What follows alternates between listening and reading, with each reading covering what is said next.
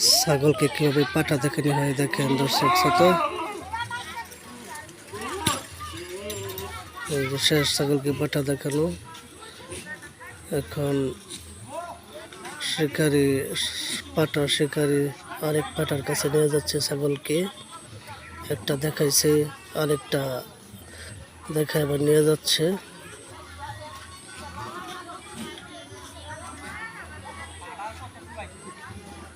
দর্শক দেখেন আপনারা, আপনাদেরকে দেখানোর জন্য আমন্ত্রণ।